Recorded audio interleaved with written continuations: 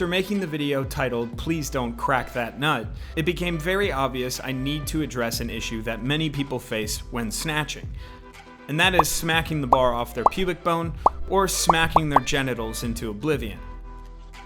If you're having issues doing either of these two things, you're probably not keeping the bar close enough, not pulling with proper technique, or you aren't strong enough in the proper positions, or maybe you're a combination of all of the above.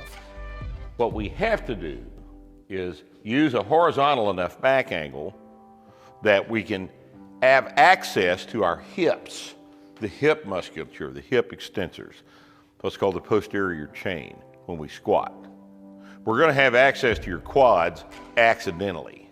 Coach Ripeto's point in that you use the quads accidentally can be very damaging when considering the snatch or the clean pull. I'm going to say this as a disclaimer. I don't have a dog in the powerlifting technique fight. This is not a video to disprove starting strength. I simply want to point out that this very idea that the quads aren't incredibly potent drivers of force has crept its way into the teachings of the weightlifting pull, and it results in lifters far and wide pimp smacking their pubic bone. We're creating momentum and elevation on the bar, speed through the middle by utilizing our hips. Down and up is simply a jump motion, and up, drive through the heels. Even in this video, the instructor says the focus is the hips, when blatantly the quads are the primary movers. One could say that the instructor is simply trying to get the new lifters to understand how to use the legs and hips to move the bar, rather than the arms, of course. But I would simply say back to that there are better ways. This drill, shown by Alexei Tarakti, almost teaches the exact opposite of what Ripeto is teaching in the squat. Alexei is shown holding the lifter's hips back as to make sure the lifter doesn't extend the hips before the knee extensors, i.e. the quads, thrust the bar vertically. This very drill, which I believe is a major part of Alexei's coaching arsenal, has more going for it than meets the eye. The first aspect of the drill I've already talked about, and that is to use the quads as primary drivers of force. The second aspect is quite simply to learn how to contact the bar in the snatch. This drill, in my opinion, is much more focused on driving vertically and staying over the bar than it is contact, even though at the outset it's all about contact.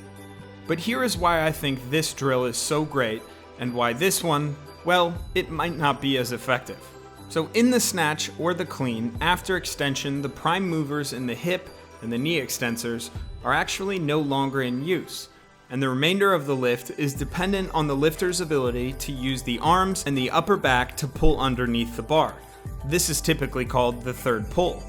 However, it's important to understand that these two events flow into each other rather than one ending and the other beginning. What I mean by this is that the upper back and arms are already working before contact and extension.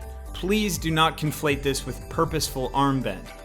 All I'm trying to say is that in order to smoothly transition from the second pull into the third pull, you need to have an understanding of this flow. Watch again as Alexei's contact drill accentuates this exact aspect of the pull. The primary movers switch from the low body to the upper body seamlessly. In my opinion, this is a much more effective way of learning and or teaching the snatch because it encompasses the feel for the lift rather than just telling the lifter, here is where we jump, and here is where we shrug. Now for the drills that directly address the hip banging we first talked about. First, we have the muscle snatch. I like to teach this movement to have no hip contact.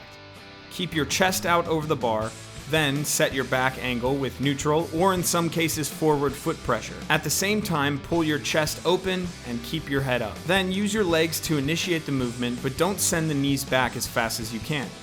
Use your lats to keep the bar close rather than shifting the weight back into the heels. The pressure will move back naturally. After this drill, we're simply going to add in an overhead squat after the muscle snatch.